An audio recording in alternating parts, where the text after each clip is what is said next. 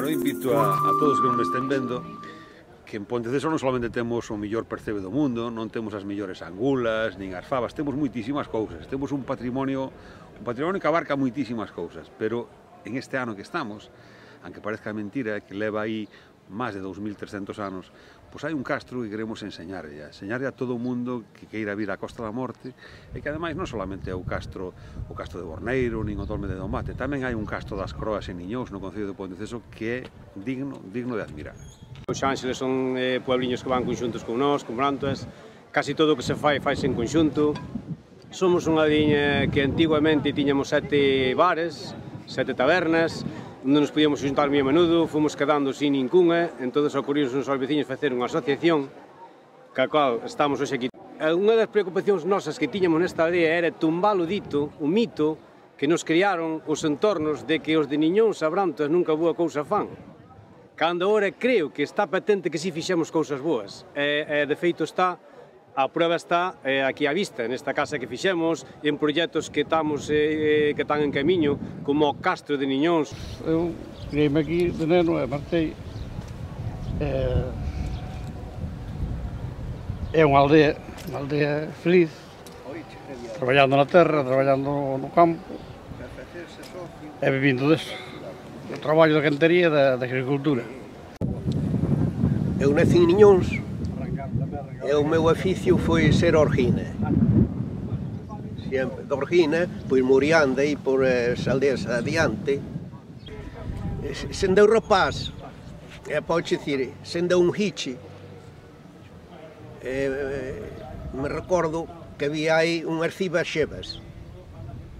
Ou sea, que había unhas cibas, era unha casa. As casas chamabanlle cibas. En latín. Se é bella chamase xeva. E se é neno chamase hichi. Cando era pequeno iba coa cabra para as ovellas para ali. E tiñamos un prado ali case pegado a socar, para mí unhas paredes vellas que están ali, todavía ali. Este proxecto nace polo olvido que prácticamente hai nas aldeas, que se vai olvidando todo o que han dos nosos ancestros. E o rescate do Castro de Niñous ou do Castro das Croas, desde logo que é unha iniciativa impresionante e vai facer a Niñous moito máis coñecido. A ver se somos capaces de darlle un pulo e mirar se Niñous se conoce tamén un pouquiño máis alá de Ponteceso. Parece ser que un pouquiño máis alá xa non se conoce nin el, nin prácticamente nin Gualdiña. Chegan a Ponteceso e está parado todo. Por lo tanto, a ver se podemos pasar un pouquiño máis alá, se quera Carballo, e despois a ver se chegamos, aunque sea a Orden, e seguimos por aí. E despois chegaremos a ver se chegamos hasta Lugo, se quera hasta as murallas, que parece ser que os romanos deixaron aí. A ver se imos chegando pouquiño a pouco. Nós tamén temos aquí unhas pouquiñas pedras para descubrir. É moi importante descubrir na nosa terra, na comarca de Bergantiños, descubrir esas cousas. Pois témolas como a todos, porque senón que lle vas ter unha leira, unha vaca, unha berza, nada. Esas cousas importantes de 2000 anos de historia. Un pouco do máis xa está todo meio descoberto.